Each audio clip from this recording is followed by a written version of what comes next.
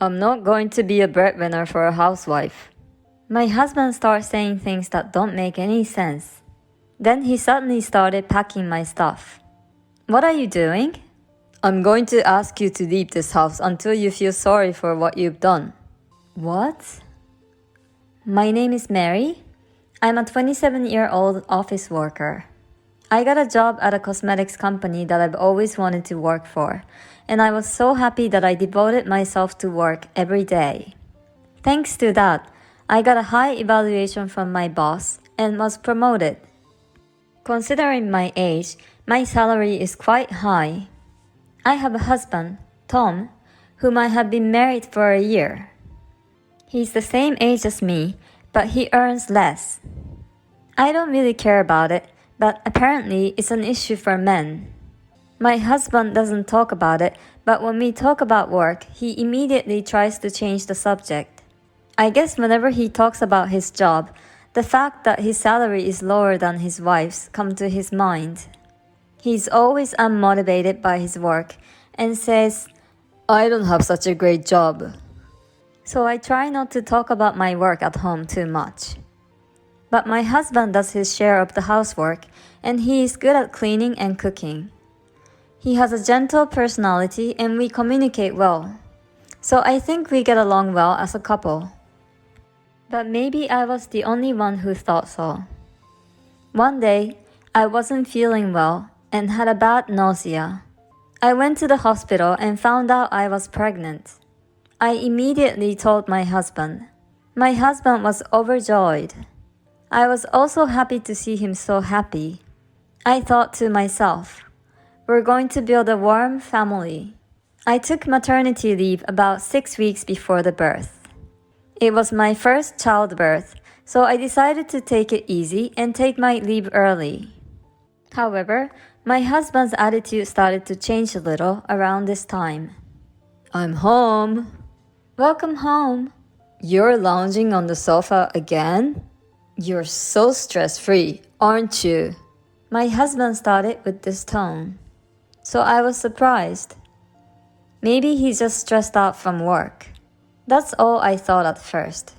But day by day, his attitude toward me became colder and colder. Hey, where's my food?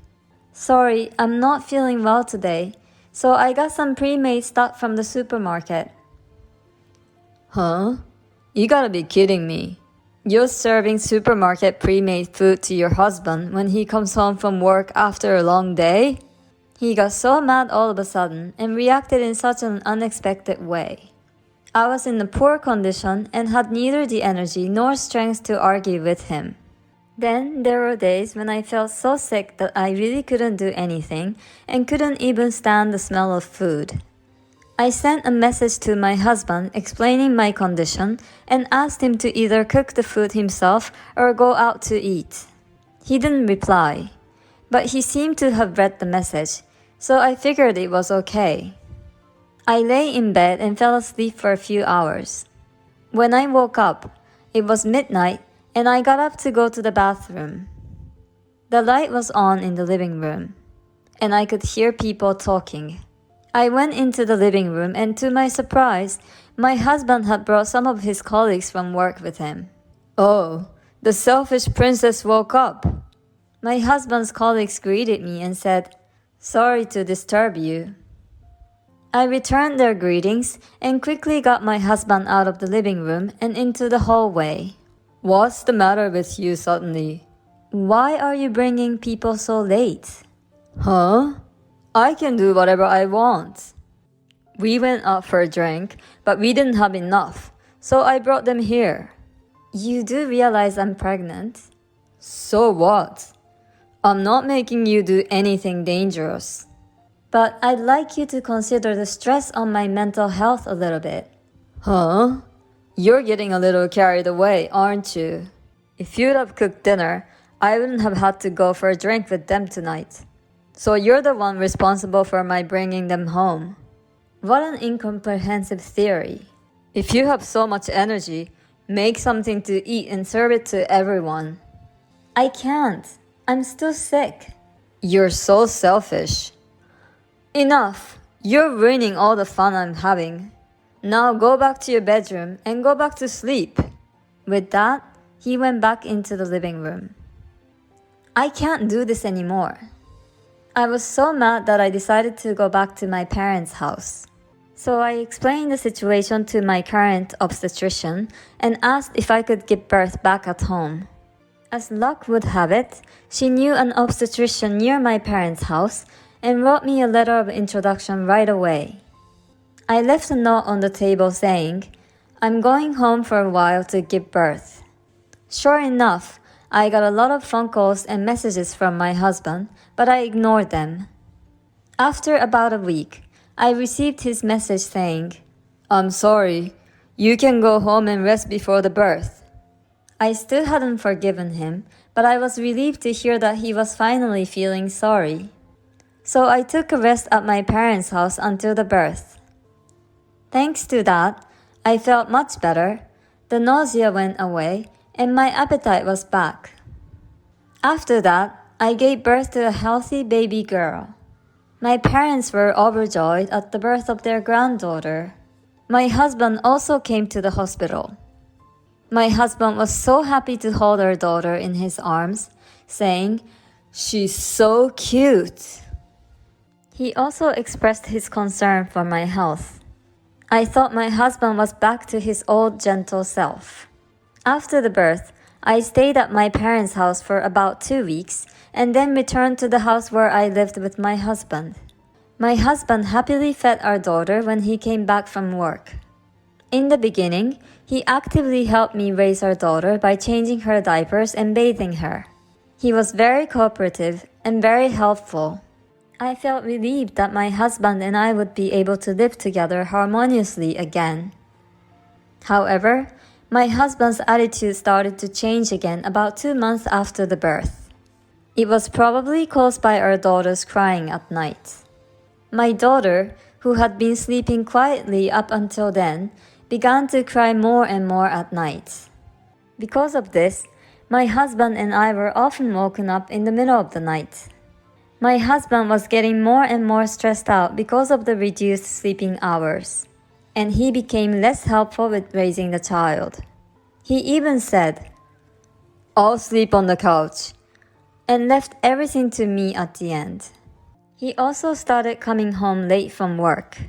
This made me distrustful with my husband again. Once I saw him that way, I started to notice many things about him. I began to complain that he should be more cooperative in raising our child. My husband seemed to be stressed out about it, and one day he said something outrageous. "Who do you think is providing for you?" "What?" "It's thanks to me that you're able to live comfortably while not working. Have more respect for your husband." What on earth is he talking about? Of course, I'm grateful that you were proactive in raising our child in the beginning. But lately, when our daughter cries, you don't even care, and instead just say, "Hey, she's crying." No, I'm not talking about such a silly thing. Huh? What's silly? I'm the boss in this house, and you're disrespectful toward me. I really don't know what you're talking about. I'm the one who brings the money here, so you're gonna have to look up to me. I'm not going to be a breadwinner for a housewife. My husband started saying things that don't make any sense.